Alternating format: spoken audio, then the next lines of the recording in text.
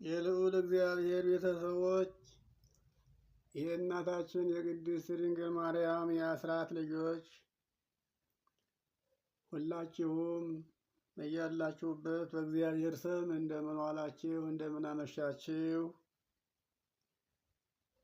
እንግዲህ ዛሬ እንደ እግዚአብሔር ፈቃድ የምንማማረው የትምህርታችን መነሻ የምናደርገው በዮሐንስ ወንጌል ምዕራፍ 15 ቁጥር 16 ላይ ያለውን ኃይለ ቃል መነሻ አድርገን ነው የምንማረውና ኃይለ ቃሉ እንዲህ ይላል። እኔ መረጥኳችሁ እንጂ እናንተ አልመረጣችሁኝም ነው የሚለው።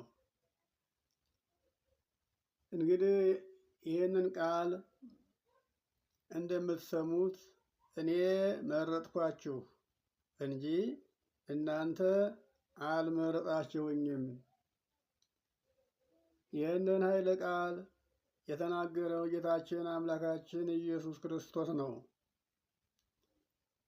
እንግዲህ ቃሉን እንደምትሰሙት ጌታችንን ኢየሱስ ክርስቶስን ማን ነው መርጦ የሾመው ያላቸው እንደሆነ እግዚአብሔርን መርጦ የሾመው የለም። እግዚአብሔር የሁሉ አስገኝ፣ የሁሉ ፈጣሪ፣ የሁሉ ባለቤት ነውና እሱ እንደወደደ የወደደውን መርጦ ይሾማል እንጂ እግዚአብሔርን መርጦ የሚሾመው የለም። ስለዚህም ክርስቶስን ወደዚህ ዓለም ሲመጣ እሱን መርጦ እሱ ይምጣልን ብሎ የተናገረ ሰው የለም። ክርስቶስ ወደዚህ ዓለም እንዲመጣ የመረጠው ራሱ ነው። በራሱ ፈቃድ፣ በአባቱ ፈቃድ፣ በመንፈስ ቅዱስ ፈቃድ ነው። ቅዱስ ኤፍሬም እስመ በፈቃዱ ወበስምረተ አቡሁ ወመንፈስ ቅዱስ መጻ ወአድኀነነ ብሎ እንደተናገረው በራሱ ፈቃድ፣ በአባቱ ፈቃድ፣ በመንፈስ ቅዱስ ፈቃድ እንጂ በማንም ፈቃድ አልመጣም። ስለዚህ ምን አለ? እኔ መረጥኳችሁ እንጂ እናንተ አልመረጣችሁኝም። እንግዲህ እኛ ሁላችን በእግዚአብሔር ተመርጠን ወደ እግዚአብሔር ፊት እንድንቀርብ የታደምን የእግዚአብሔር እድምተኞች እግዚአብሔር ለክብሩ ለመንግስቱ ያዘጋጀን ነን እንጂ እኛ እግዚአብሔርን የመረጥነው አይደለንም። ስለዚህ የእግዚአብሔር ልጆች እንግዲህ ይህንን ኃይለ ቃል እንደምትመለከቱት ወይም እንደምትሰሙት እግዚአብሔር ከመረጠን መርጦ ወደ እሱ ካቀረበን ልጆቹ ካደረገን ወራሾቹ ካደረገን ልጆች አንሆንም አንወርስም ብለን በራሳችን ከእግዚአብሔር ራሳችን የምናርቅ ከሆነ በዚህ እያንዳንዳችን የሚጠብቀንን ፍዳ መከራ ልናስብ ያስፈልጋል። ጌታችን አምላካችን እግዚአብሔር ወደ ሰርግ ቤት እንዲመጡ ሰዎችን ጠራ። ሰዎች ግን ሁላቸውም ምክንያት እየፈጠሩ አንዱ ወደ እርሻው፣ አንዱ ወደ ንግዱ፣ አንዱም ደግሞ ልቡ ወዳሰበው ሄደ ይላል በወንጌል ሲያስተምር። የታደሙት ሰዎች ወደ ሰርግ ቤት መምጣት እምቢ ባሉ ጊዜ እግዚአብሔር በጎዳና ያለውን መንገደኛውን ሁሉ ጠራ እያለ ክርስቶስ ያስተማረው ቃል ይሄ ነው። አሁን እግዚአብሔር ጠርቶ ወደ ቤቱ ሲሰበስበን መንግስቱን ሊያወርሰን እኛን እየመከረ እያስተማረ ባለበት ሰዓት እኛ ደግሞ መንግስቱን ላለመውረስ ፈቃዱን ላለመፈጸም ለትእዛዙ ለፈቃዱ ተገዥ ላለመሆን በራሳችን ጎዳና እየሄድን ያለን ሰዎች ነን። እንግዲህ አስቡት፣ ይህንን ኃይለ ቃል ከመጀመሪያው ጀምረን እንመልከተው። ጌታችን አምላካችን ኢየሱስ ክርስቶስ ለደቀ መዛሙርቱ ሲያስተምራቸው እንዲህ አለ። እኔ እውነተኛ የወይን ግንድ ነኝ አላቸው። አያችሁ፣ እኔ እውነተኛ የወይን ግንድ ነኝ፣ ገበሬውም ተካዩ አባቴ ነው አለ። እሱን ራሱን እኔ የወይን ግንድ ነኝ አለና አባቱን ተካዩም ገበሬውም አባቴ ነው አለ። ስለዚህ ፍሬ የማያፈራውን በእኔ ያለውን ቅርንጫፍ ሁሉ ያስወግደዋል። ማን? ገበሬው አብ። በእኔ ያለውን በእኔ ያምናለሁ እያለ ስሜን እየጠራ እኔ ልሰራው የምፈልገውን የእኔ ልቦና የሚያስበውን የእኔን ፈቃድ የማይፈጽመውን በእኔ ላይ ሆኖ ፍሬ የማያፈራውን እሱን በእኔ ላይ ያለውን ሁሉ አባቴ ያስወግደዋል። ፍሬ የማያፈራውን። ይህ እንግዲህ እሱ የወይን ግንድ ከሆነ እኛ ምንድን ነን ማለት ነው? ቅርንጫፍ ነን ማለት ነው። ይህንን ነገር አስቡ። ወይን ግንዱ ፍሬ አያፈራም። ፍሬ የሚያስገኘው ቅርንጫፉ ነው። ቅርንጫፍ ደግሞ ግንድ ከሌለ ፍሬ ሊያፈራ አይችልም። ቅርንጫፍም ለፍሬ እንዲበቃ ግንድ ያስፈልገዋል። ግንድ ከሌለ ቅርንጫፍ የለምና፣ ስለዚህ ፍሬ የማያፈራውን ሁሉ አብዝቶ ፍሬ የሚያፈራውንም ሁሉ አብዝቶ ፍሬ እንዲኖረው ፍሬ እንዲያፈራ ያደርገዋል አለ። ፍሬ ለማፍራት ስንጀምር ፍሬያችን እንዲበዛ፣ ጽድቃችን እንዲበዛ፣ ኃጢአታችን እየቀነሰ ጽድቃችን እየጎለበተ እንዲሄድ የሚያደርገን እግዚአብሔር ነው። ወደ እግዚአብሔር ለመመለስ ፍላጎቱ ሲኖረን በሽታ ከቀን ወደ ቀን እየቀነሰ ይሄዳል። አይደለም? ከቀን ወደ ቀን እየቀነሰ በሽታው እየቀነሰ ጤንነት እየተመለሰ እንደሚሄደው ሁሉ ወደ እግዚአብሔር ለመመለስ ዝንባሌ ሲኖረን ኃጢአታችን እየቀነሰ እየጎደለ ጽድቃችን እየሞላ ይመጣል። ስለዚህ ፍሬ የሚያፈራውን ሁሉ አብዝቶ እንዲያፈራ ያደርገዋል።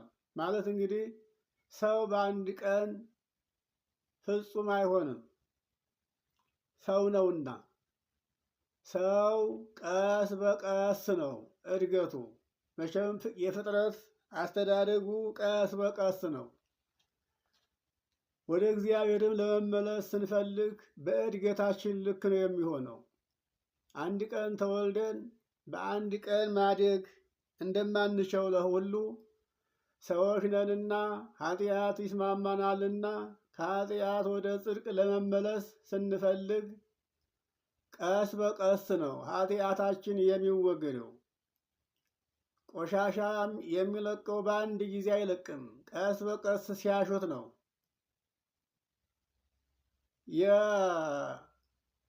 የለቀቀውን ቆሻሻ በውሃ አጥበው ድጋሚ ሲያጡት ቆሻሻ እንዲህ ይለቃል።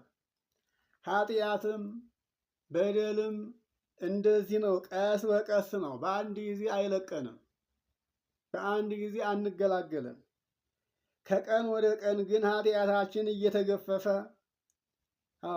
ጽድቃችን እየለበስን እንሄዳለን፣ በእውነት እንሞላለን። ስለዚህ ምን አለ ጌታችን አምላካችን ኢየሱስ ክርስቶስ? እናንተ አሁን ስለነገርኳችሁ ቃል ንጹሐን ናችሁ። ይህን ቃል የሚሰማ ሁሉ ንጹሐን ናችሁ፣ ንጹሐን ነው አለ። አሁን ስለምነግራችሁ ቃል ንጹሐን ናችሁ። እንግዲህ ስለዚህ በእኔ ኑሩ። አዎ በእኔ ኑሩ፣ እኔም ደግሞ በእናንተ እኖራለሁ። እንግዲህ ቅርንጫፍ በወይኑ ግንድ ላይ ባይኖር ከራሱ ፍሬ ሊያፈራ እንደማይቻለው እንዲሁ እናንተ ደግሞ በእኔ ላይ የማትኖሩ ብትሆኑ ፍሬ ልታፈሩ አትችሉም። ፍሬ ልታፈሩ የምትችሉት በእኔ ስትኖሩ ነው።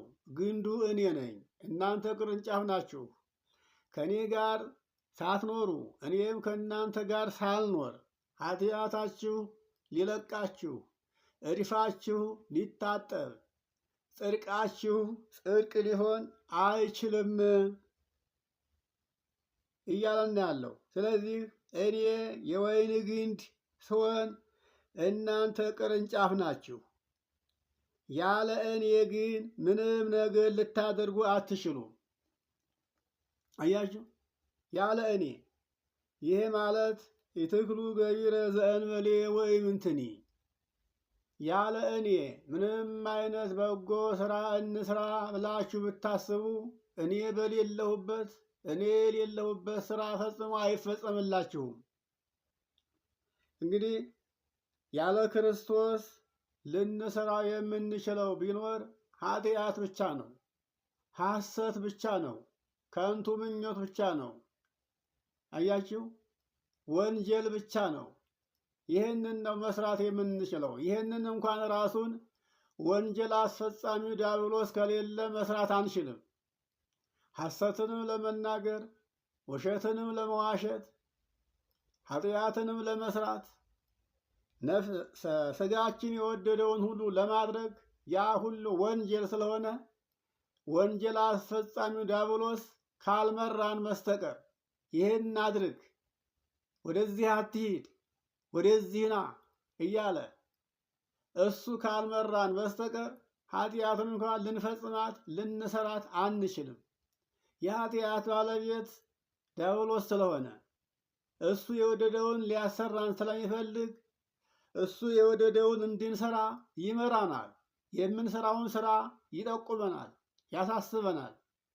ይሄን ደግሞ ስንሰራ ክርስቶስ የለበትም፣ ዲያብሎስ ግን አለበት ነው። ለኃጢአትም ያለ ዲያብሎስ ለጽድቅም ያለ ክርስቶስ የምንፈጽመው አንድም ስራ አይኖርም። ስለዚህ ያለ እኔ ምንም ነገር ልታደርጉ አትችሉም። በእኔ የሚኖር ከእኔ ጋር የሚኖር እኔም ደግሞ በእርሱ አብሬው የምኖር ሰው እሱ ብዙ ፍሬ ያፈራል። አያችሁት? አሁን ሁላችን ከክርስቶስ ጋር ነን ብለን እናስባለን። ክርስቶስ ከኃጢአተኛ ሰው ጋር ይኖራል ወይ? ከሐሰተኛ ሰው ጋር ይኖራል ወይ? ሰውነቱ ካደፈ፣ ሕሊናው ከቆሸሸ፣ ከአስመሳይ ጋር፣ ከሟርተኛ ጋር፣ ከነፍሰ ገዳይ ጋር ክርስቶስ ይኖራል ወይ? እንዴት ክርስቶስ ከኃጢአተኛ ጋር ሊኖር ይችላል? እኛስ ለክርስቶስ ማደሪያ ለመሆን ብቃቱ አለን ወይ? እስቲ ራሳችን እንመልከተው። እኛ ራሳችን በኃጢአት የቆሸሽን ያደፍን ሐሰተኞች አስመሳዮች ስንሆን የምንኖርበት ቤት ንጹሕ ካልሆነ ቆሻሻ ቢሆን ይመቸናል ወይ? አምነንስ ደስ ብሎንስ እንቀበለዋለን ወይ? ኃጢአተኛ ስንሆን ቆሻሻ እንጠላለን። ቤታችን ሊጸዳ ያስፈልጋል። ሸረሪት በወረሰው ቤት፣ የሸረሪት ድር ባደራበት ቤት፣ ትቢያ በነፈሰበት ቤት መኖር አንችልም። ልብሳችን ራሱ በቀን ካልታጠበ የማይመቸንን አይደለም። እንግዲህ ለእኛ እንኳ ለኃጢአተኞቹ ይሄ ሁሉ ጽዳት የሚያስፈልገን ከሆነ ንጹሕ የሆነውን ክርስቶስንማ ታዲያ እንዴት ከኛ ጋር ልናሳድረው እንችላለን? ስለዚህ ጽድቅ ስራ እንስራ እያልን ብናስብ፣ እንጹም እንበል፣ እንጸልይ እንበል፣ እንመጽውት እንበል፣ በጎ ስራ እንስራ እንበል። ይህን ሁሉ በጎ ስራ በምንሰራበት ጊዜ ክርስቶስ ከእኛ ጋር ሆኖ ነው መስራት የሚቻለን። እናስተምር እንበል፣ እንማር እንበል። ይሄ ሁሉ የመንፈስ ቅዱስ ስራ ነው። ይሄ ሁሉ የመንፈስ ቅዱስ ስራ በሚሰራበት ሰዓት እኛ ለመንፈስ ቅዱስ ማደሪያ ለመሆን ብቁ ነን ወይ? ዝግጁ ነን ወይ? ይሄንን ማሰብ አለብን ወገኖች። ተመልከቱ እንግዲህ በእኔ የሚኖር እኔም በእርሱ የምኖርለት እሱ ብዙ ፍሬ ያፈራል ይላል። ስለዚህ እያንዳንዳችን አሁን በጎ ስራ ለመስራት ከልባችን እናስባለን። ግን በውስጣችን ምን አለ? ከንቱ ምኞት አለ፣ ኃጢአት አለ፣ ሟርት አለ፣ ጥንቆላ አለ፣ ክፋት ተንኮል አለ፣ ቂም በቀል አለ፣ ትዕቢት አለ፣ ስስት አለ። ኧረ በስንቱ እስቲ ያስቡት። በእኔ የማይኖር ቢሆን አለ፣ በእኔ የማይኖር ቢሆን እንደ ቅርንጫፍ ወደ ውጭ ይጣላል፣ ይደርቃል። እንግዲህ ከግንዱ የተለየ ቅርንጫፍ ምን እንደሚሆን ታውቃላችሁ? ከግንዱ ከተለየ ይረግፋል፣ መሬት ይወድቃል። ያን ጊዜ ሰብስበው ያቃጥሉታል። አያችሁት? ከግንዱ ረግፎ መሬት ላይ የወደቀ ቅርንጫፍ ፍሬ ማፍራት እድል የለውም። ሰው ከሞተ በኋላ በጎ ስራ መስራት እንደማይቻለው ሁሉ ቅርንጫፍም ከግንዱ ከወደቀ በኋላ በጎ ስራ የመስራት እድል የለውም። ስለዚህ እናንተም እንዲሁ ናችሁ። በጎ ስራ የምትሰሩ ይመስላችኋል። ልባችሁ እውነተኛ ሳይሆን፣ ቅን ሳይሆን፣ ታማኝ ሳይሆን፣ ሰውነታችሁ ንጹሕ ሳይሆን፣ ቅድስና ሳይኖራችሁ የምትሰሩት ስራ ሁሉ ከንቱ ነው። እኔ የለሁበትም፣ ብቻችሁን ነው፣ እሱም በእኔ ዘንድ ተቀባይነት የሌለው ነው ይላል። እንግዲህ የድካማችንን ዋጋ ከእግዚአብሔር እንድናገኝ ክርስቶስ የድካማችን ዋጋ ተመልክቶ ለእያንዳንዳችን የልቦናችን ፍላጎት ይፈጽምልን ዘንድ በመጀመሪያ ከስራው በፊት ልባችን የጸዳ፣ ልባችን የታመነ ታማኝ፣ ሰውነታችን ንጹሕ የሆነ፣ የሰው ገንዘብ የማንወድ፣ ትዕቢት፣ ክፋት፣ ተንኮል፣ ቂም በቀል የሌለን፣ ሟርት፣ ጥንቆላ ከኛ የራቀ ሰዎች መሆን አለብን። ከዲያብሎስ ስራ ነፃ የወጣን መሆን አለብን። ዲያብሎስ ስራውን የሚያስፈጽምብን ሰዎች መሆን ሳይኖርብን ከዚህ ነፃ ወጥተን ክርስቶስ የሚወደውን መንፈስ ቅዱስ ሊሰራ የፈለገውን ስራ የምንሰራ ብሆን ስራችን ሁሉ በእግዚአብሔር ፊት ተቀባይነትን ይኖረዋል ማለት ነው። ስለዚህ በእኔ ብትኖሩ እነርሱንም አለ እንግዲህ ያንንም ቅርንጫፍ በእኔ የማይኖረውን ሰብስበው ወደ እሳት ይጥሏቸዋል አለ። በእኔ ሳትኖሩ የምትሰሩት ስራ ሁላ ዋጋ ስለማያሰጣችሁ ያ ከግንዱ የተለየ ቅርንጫፍ ናችሁ ማለቱ ነው። በእኔ ብትኖሩ ግን ቃሌን ብትሰሙ፣ ቃሌን በእናንተ ቢኖር የምትወዱትን ሁሉ ለምኑ ይሰጣችኋል። አሁን ዛሬ ሁላችን ለማኝ ነን። ልመናችን ተሰማ ወይ? ለምነን ያገኘነው ነገር ምንድን ነው? እዚህ በየልቦናችን እናስብ። ስንት ልመና ነው የምናቀርበው? ፍላጎታችን ስንት ነው? የጎደለብን ስንት ነው?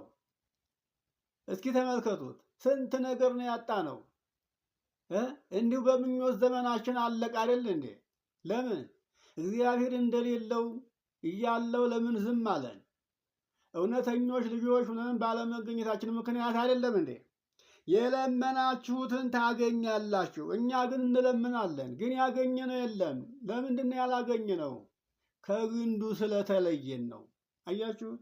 ከግንዱ በስም እንጠራለን። የማን ተብለን? የክርስቶስ ልጆች ተብለን፣ የእግዚአብሔር ልጆች ተብለን፣ የእግዚአብሔር ፍሬዎች ተብለን በስም እንጠራለን። በምግባር ግን የለንም። በሐሳብ በምኞት ግን የለንም። በፈቃድም የለንም።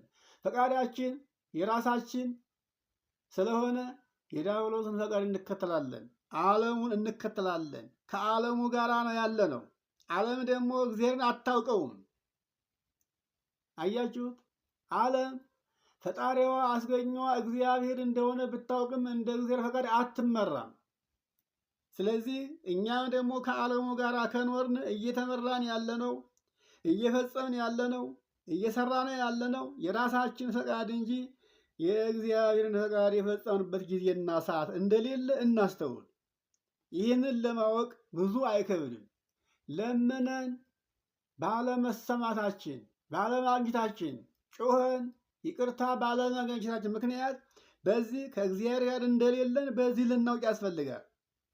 እንግዲህ ብዙ ፍሬ ልታፈሩ ብትፈልጉ፣ ደቀ መዛሙርቴ ልትሆኑ ብትወዱ በዚህ አባቴ ይከበራል።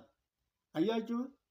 እናንተ ብዙ ፍሬ ልታፈሩ ብትፈልጉ፣ ቃሌን ብትሰሙ፣ ትእዛዜን ብታከብሩ፣ እንደ እኔ ፈቃድ ብትራመዱ፣ ከእኔ ብትማሩ፣ እኔ ያሳያኋችሁን ሁሉ ይዛችሁ እኔ በሄድኩበት መንገድ ብትሄዱ በዚህ አባቴ ይከበራል። የእኔን ፈቃድ የእኔን ስራ ስለሰራችሁ፣ ቃሌን ስለጠበቃችሁ። የነገርኳችሁ ቃሌ የእኔ አልነበረም፣ የእኔ ቃል አይደለም። ሲያስተምር የነበረው ይሄ የምነግራችሁ ቃል የእኔ አይደለም፣ የአባቴ ቃል ነው እንጂ እኔ ተልኬ ነው የመጣሁት፣ ከአባቴ የሰማሁትን ነግራችኋለሁ እያለ ሲያስተምር ነበረ። እኔ የነገርኳችሁን ቃል ጠብቃችሁ ብትኖሩ አለ በዚህ አባቴ ይከበራል። አያችሁ፣ አባቴ በዚህ ይከበራል። እኔ የአባቴን ትእዛዝ እንደጠበቅኩ ሁሉ በፍቅሩም እንደኖርኩ ሁሉ ትእዛዙንም እንደጠበቅኩ ሁሉ እናንተም እንዲሁ በፍቅሬ ብትኖሩ፣ ትእዛዜን ብትጠብቁ፣ ቃሌን ብትሰሙ ደስታዬ ይሄ ነው። አዎ ደስታዬ በእናንተ እንዲሆን፣ በእናንተ ደስ እንዲለኝ፣ አባቴ በእኔ ደስ እንደተሰኘ፣ አባቴ ትእዛዙን ፈጽሜ ቃሉን አክብሬ ያዘዘኝን ፈጽሜ በእኔ ደስ እንዳለ ሁሉ እኔም ደግሞ ለእናንተ አስተምሬ ለእናንተ ነግሬ እናንተ የሰማችሁትን የተማራችሁትን ስራ ላይ ብታውሉት እንደ ፈቃዴ እንደ ሐሳቤ እንደ ምክሬ እንደ ትእዛዜ ጸንታችሁ ብትኖሩ ደስታዬ ይሄ ነው። አዎ ስለዚህ ሐሳባችሁ እንዲፈጸምላችሁ፣ ደስታችሁ እንዲፈጸምላችሁ፣ አዎ ደስታዬ ይሄ ነው ይልና እኔ እንደወደድኳችሁ እንግዲህ እናንተም እርስ በርሳችሁ እንድትዋደዱ ትእዛዜ ይህች ናት። አስቡት፣ ሌላ ትእዛዝ አልተሰጠንም። በዓይናችን የምናየውን ወንድማችን እንድንወደው ነው፣ እንድናከብረው ነው፣ እንድናዝንለት ነው። እጅና ጓንት ሆነን መኖር እንድንችል ነው። ለራሳችን ብቻ መኖር እየፈለግን፣ ለራሳችን ብቻ እንዲመቸን እየፈለግን የወንድማችንን ድቀት ወደን ለወንድማችን መውደጫ ጉድጓድ እየቆፈርን አይደለም። እኛ ሳንወደው የወደደን ሙትልን፣ ተሰቀልልን ብለን ሳንለምነው ለሞት ወዶ የመጣ ለመሰቀል ወዶ የመጣ ራሱን መስዋዕት ሊያድርግ ወዶ የመጣ ራሱ ነው። ስለዚህ ነው እኔ መረጥኳችሁ እንጂ እናንተ አልመረጣችሁኝም ያለው። እሱን እንዲሞትልን እንዲሰቀልልን ስጋውን ደሙን ቆርሶ አፍስሶ እንዲሰጠን አልመረጥ ነው። ስጋውን ቅዱስ ስጋውን ክቡር ደሙን አፍሶ ስጋውን ቆርሶ በመስቀል ላይ ተሰቅሎ ስጋዬን ብሉ ደሜን ጠጡ ብሎ ለመስጠት የመጣው በፈቃዱ ነው የእግዚአብሔር ልጆች። ስለዚህ እኔ እናንተን ወደድኳችሁ እንጂ እኔ እናንተን እንደወደድኳችሁ እናንተም እርስ በርሳችሁ እንድትዋደዱ ትእዛዜ ይህች ናት። ቁጥር 12 ላይ እንግዲህ ነፍሱን ስለ ወዳጆቹ አሳልፎ ለሞት ከመስጠት የበለጠ ፍቅር ምን አለ? እናንተን ለማዳን እናንተን ወደ ቀደመ ክብራችሁ ወደ ቀደመ ቦታችሁ ለመመለስ ከጨለማ ወደ ብርሃን ለማውጣት ከዲያብሎስ ቁራኝነት ከባርነት ነፃ ለማውጣት ራሱን አሳልፎ ለሞት የሰጠ ማን ነው? እባክህ ከዚህ ሁሉ መከራ እኛን ለማዳን አሳልፈ ራስን ለሞት ገብርልን በላችሁ የለመናችሁትስ ማን ነው? እስኪ አስቡ። ይህን ሳታስቡ ራሱን ለሞት ገብሮ እናንተን ለማዳን ራሱን መስዋዕት አድርጎ ወዶ የመጣ ማን ነው? እኔ አይደለሁምን ይላል የእግዚአብሔር ልጆች። ስለዚህ ነፍሱን አሳልፎ ለሞት ከመስጠት የበለጠ ፍቅር ለማንም የለም፣ ለማንም የለም። እንግዲህ እኔ ያዘዝኳችሁን ሁሉ ብታደርጉ እናንተ ወዳጆቼ ናችሁ። እኔ ያዘዝኳችሁን ሁሉ በፍቅሬ ኑሩ፣ ቃሌን ስሙ፣ ከሕጌ ከትእዛዜ አትውጡ። እኔ የአባቴን ፍቅር የአባቴን ትእዛዝ እንደፈጸምኩኝ እንደ ፈቃዱ እንደሄድኩኝ ትእዛዙን እንደፈጸምኩኝ አባቴ ያዘኝን ትእዛዝ አንዷን ሳላስቀር ፈጽሜ አባቴን ደስ እንዳሰኘሁት ሁሉ እናንተም ከኔ ያያችሁትን ከኔ የሰማችሁትን ሁሉ በስራ ላይ አውላችሁ ብትገኙ ደስ ይለኛል። ለእኔ ደስታዬ ይሄ ነው። እኔ ያዘዝኳችሁን ሁሉ አድርጉ። ይሄ ከሆነ እናንተ ወዳጆቼ ትባላላችሁ፣ ትሆናላችሁ። ከእንግዲህ ይሄን ያደረገ ሰው ባሪያ አይባልም። ይህን ብታደርጉ እናንተ ከእንግዲህ ወዲህ ባሮች አይደላችሁም። 5500 ዘመን ባሪያ ሆናችሁ ኖራችኋል። ለዚያውም ላልፈጠራችሁ ለጠላታችሁ የጠላት ባሪያ ሆናችሁ ኖራችኋል። አሁን ግን ለፈጠራችሁ ለእግዚአብሔር እንኳ ባሪያዎች ሳትሆኑ ልጆች ሆናችኋል፣ ወዳጆች ሆናችኋል። ተመልከቱ፣ ባሪያ ጌታው የሚያደርገውን አያውቅም። እናንተ ግን ወዳጆች ናችሁ፣ ልጆች ናችሁ።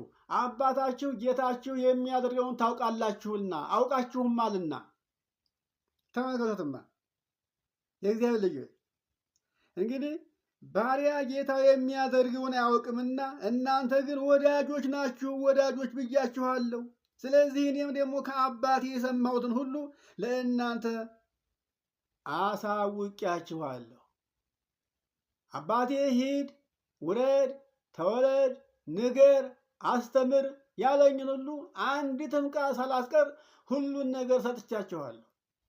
አባቴ ለእናንተ የላከውን ነገር ለእናንተ ያሰበውን ነገር ለእናንተ ያስቀመጠውን ነገር በሰው ልቡና አልታሰበ፣ የሰው ዓይን ያላየው፣ የሰው ጆሮ ያልሰማው በሱ ብቻ ታስቦ ያለውን ነገር ሰጥቶ ሰደደኝ። እኔም አንዲትም ነገር ሳላስቀር ሰጠዋችሁ፣ አሳየኋችሁ፣ ነገርኳችሁ። ከአባቴ የሰማሁትን የተነገረኝን ሁሉ ለእናንተ ገለጨላችኋለሁ። ስለዚህ እኔ እናንተን መረጥኳችሁ እንጂ እናንተ እኔን አልመረጣችሁኝም ይላል። ቀጥሎ አብ በስሜ የምትለምኑትን ሁሉ አብ አባቴ ማለቱ ነው። አባቴ በእኔ ስም የምትለምኑትን ሁሉ እንዲሰጣችሁ እንግዲህ ይህንን ለመስራት እንድትሄዱ ፈቃዱን እንድትፈጽሙ ፍሬ ልታፈሩ ፍሬያችሁም ደግሞ ለዘላለም ሊኖር እኔ መርጬ ሾምኳችሁ። መርጬ ሾሚያችኋለሁ። ምን አድርጌ? ቅዱሳን አድርጌ ሾሚያችኋለሁ።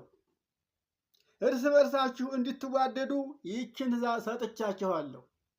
ይኸውላችሁ ይህንን ነገር ታዲያ ማን ነው እየፈጸመ ያለው? የፈጸሙትስ ሂደዋል፣ አሁን የሉም በሕይወት። ሐዋርያ ቅዱስ ጳውሎስ ለሮሜ ሰዎች በጻፈው መልእክቱ ሮሜ ምዕራፍ 8 ላይ ያለውን ኃይለ ቃል ስትመለከቱ ምን ታገኛላችሁ ይመስላችኋል? እስቲ ሮሜ 8ን እስኪ እናውጣና እንመልከተው። ቁጥር 26 ቁጥር 27 ጀመረ። ሮሜ ምዕራፍ 8 ቁጥር 27 ያለውን ስንመለከት ምን ይላል? ልብን የሚመረምር የመንፈስ ሐሳብ ምን እንደሆነ ያውቃል ይላል። ማን ነው ይሄ? እግዚአብሔር። እንደ እግዚአብሔር ፈቃድ ስለ ቅዱሳን ይማልዳልና። አያችሁ፣ እንደ እግዚአብሔር ፈቃድ ተመልከቱ። እንደ እግዚአብሔር ፈቃድ ልብን የሚመረምረው የመንፈስ ሐሳብ ምን እንደሆነ ያውቃል። ማን? እንደ እግዚአብሔር ፈቃድ ስለ ቅዱሳን ይማልዳልና። እንግዲህ እግዚአብሔርንም ለሚወዱት እንደ ሐሳቡም ለተጠሩት ይልና ነገር ሁሉ ለበጎ እንደሚደረግ እናውቃለን። አያችሁ፣ እግዚአብሔርን ለሚወዱት እንደ ስሙ እንደ ፈቃዱ ለሚኖሩት ነገሮች ሁሉ ለበጎ ናቸው። አያችሁ፣ እነሱም ልጁ በብዙ ወንድሞቹ መካከል በኩር ይሆን ዘንድ አስቀድሞ ያወቃቸው ይላል። አስቀድመው የታወቁት እነማን ናቸው? እግዚአብሔር አስቀድሞ የመለመላቸው የመረጣቸው ነቢያት፣ ሐዋርያት፣ ጻድቃን፣ ሰማዕታት ናቸው እኮ። አያችሁ፣ በልጁ በብዙ ወንድሞች መካከል በኩር ይሆን ዘንድ አስቀድመው የታወቁ የተመረጡ የልጁን መልክ እንደሚመስሉ ማለት እንግዲህ መልክ የተባለው ምግባር ነው። አያችሁት? መልክ የተባለው ምግባር ነው። በምግባራቸው ክርስቶስን የመሰሉት። እስኪ ያስባችሁ። እነዚህን ምን አደረገ እግዚአብሔር? አስቀድሞ የልጁን መልክ እንዲመስሉ አስቀድሞ የመረጣቸው ወስኗልና አለ። አስቀድሞ የወሰናቸውን እነዚህን ምን አደረጋቸው? ጠራቸው። ወደ እሱ ጠራቸው፣ አቀረባቸው። የጠራቸውን ያቀረባቸውንም እነዚህን ደግሞ አጸደቃቸው። ያጸደቃቸውንም ደግሞ እነዚህን አከበራቸው። አያችሁት? እግዚአብሔር መርጦ የጠራቸውን ያቀረባቸውን ያጸደቃቸውን ያከበራቸውን ሰዎች እነዚህን የሚነቅፉ ብዙዎች ናቸው። እነዚህም አንድ ጊዜ ተመርጠው ከብረዋል። እንግዲህ እንኳን እግዚአብሔር መርጦ ያከበረውን ምድራዊ ባለስልጣን ያከበረውን እንኳን መሻር አይቻልም። ከሞት በስተቀር ማንም አይችለውም። አያችሁት? ይኸውላችሁ ሰዎች ዛሬ ከማን ጋር እንደሚጋፉ አያውቁትም። እየተጋፉ ያሉት ማንን ነው? እግዚአብሔርን ነው። የማይገፋውን እንኳንስ እግዚአብሔር ሰው የሰራው ህንፃ እንኳን በግፊያ አይወርቅም። እስኪ ያስቡት። እኛ እንኳን ያቆምነው ግድግዳ ገፍተን እንጣል ብንለው አይሆንም። በትግል አንጥለው። አስቡት እንግዲህ ሰው ይህን ያህል ሞኝ ነው። ይሄ የሆነው ይሄ ሊሆን የቻለው ይሄ ሊሆን የሚችለው ሰው ከእግዚአብሔር የተለየለት የሚሰራውንም ሆነ የሚሰራውን አያውቅም። አያችሁት? አያውቅም። እና እንግዲህ ዓለም ይጠላችሁ ከእናንተ በፊት እኔን እንደጠላኝ ይሄንን ብቻ አወቁ። እኔን ስትከተሉ ዓለም እንደማይወዳችሁ አስቡት። የእኔ ተከታዩ ስትሆኑ ዓለም ሁሉ ይጠላችኋል። ዓለም እኔን አልተቀበለኝምና እኔን አልወደደምና እናንተንም እንዲሁ ይጠላችኋል። ቁጥር 18 ላይ ዮሐንስ 15:18 ላይ ይህን ይላል፣ ዓለም ቢጠላችሁ አትደነቁ፣ ከእናንተ በፊት እኔን እንደጠላ ይሄን ብቻ እወቁ። አዎ ከዓለም ብትሆኑማ ኖሮ ዓለም ራሱን አይጠላም፣ ራሱን ይወዳልና ይወዳችሁ ነበረ። ስሜን ስለጠራችሁ ፈቃዴን ስለፈጸማችሁ በእኔ ስም ስለተጠራችሁ በዚህ ዓለም አይወዳችሁም። ከዓለም የሆነ ሁሉ እናንተን ይቃወማል፣ የእናንተ ተቃዋሚ ነው። እውነትን አይወድም፣ ይነቅፋችኋል። በንቀት ብቻ አይደለም ይገላችኋል። ታዲያ በዛን ጊዜ ምንድን ነው መሆን ያለበት? ጽናት ያስፈልጋል። መጽናት ያስፈልጋል። እንግዲህ ከዓለም ስላልሆናችሁ ስለዚህ ዓለም ሁላችሁን ይጠላችኋል። እንግዲህ ባሪያ ከጌታው አይበልጥም ብያለሁ። ባሪያ ከጌታው አይበልጥም ብዬ የነገርኳችሁን ቃል ይሄንን አስቡ። እናንተ ቀድሞ ባሪያ ነበራችሁ። የማን? የዲያብሎስ። እኔ ግን ከባርነት ወደ ልጅነት ወደ ወዳጅነት አምጥቻችኋለሁ። ስለዚህ ደቀ መዝሙር ከመምህሩ አይበልጥም፣ ባሪያ ከጌታው አይበልጥም። እንግዲህ እናንተ ከእኔ ከመምህራችሁ ከአባታችሁ አትበልጡም። እኔን አባታችሁን መምህራችሁን በመስቀል ላይ ተሰቅዬ ቤዛ ሕይወት የሆንኳችሁን ይሄን አይቶ ያላመነ ይሄን ያልተቀበለ እናንተን ሊወዳችሁ አይችልም፣ ሊያከብራችሁም አይችልም። የእኔ ተከታይ ስትሆኑ ሁሉ ይጠላችኋል። እኔን አሳደውኝ እንደነበረ ሁሉ እናንተንም እንዲሁ ያሳዷችኋል። ያን ጊዜ ምን ትሆናላችሁ? ተስፋችሁ የሞላ ይሁን፣ ደስ ይበላችሁ። እናንተንም እንዲሁ ያሳዷችኋልና ደስ ይበላችሁ። እንግዲህ ቃሌን ጠብቀው እንደሆኑ የኔ ቃል ሰምቶ ጠብቆ አውቆ የሆነ እንደሆነ ቃላችሁን ይሰማል፣ ይጠብቃል። የኔን ቃል ያልሰማ የኔን ቃል ያልጠበቀ የኔን ቃል የጣለ የገደፈ ከሆነ እናንተንም ቃላችሁንም አይሰማም፣ አይቀበልም፣ እናንተንም እንዲሁ ያጠፋችኋል። ስለዚህ በእኔ የተመረጣችሁ ከሆናችሁ እኔን መስላችሁ ለመኖር ስትፈልጉ ጥላታችሁ ይበዛል፣ መከራችሁ ይበዛል። ግን ደስ ይበላችሁ። አዎ ደስ ይበላችሁ። እኔ ስለመረጥኳችሁ ብቻ ደስ ይበላችሁ። ሐዋርያት አጋንንት ተገዙልን ብለው ደስ ሲላቸው አጋንንት ስለተገዙላችሁ ደስ አይበላችሁ። አዎ እናንተ በሰማይ በዙፋን ላይ ተቀምጣችሁ ስትፈርዱ ያን ጊዜ ነው ደስታችሁ ብሏቸዋል። እና የእግዚአብሔር ልጆች እንግዲህ እኛ ሁላችን እያንዳንዳችን እግዚአብሔርን መርጠን የሾምነው ሰዎች አይደለንም። ክርስቶስንም መርጠን ወደዚህ ያመጣነው አይደለንም።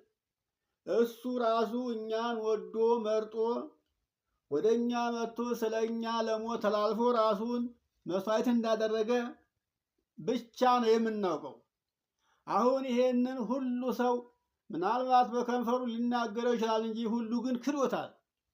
አላመነውም፣ አልተቀበለውም። ባይክደውም ኑሮ መቼ እንዲህ ኃጢአት ይበዛ ነበረ።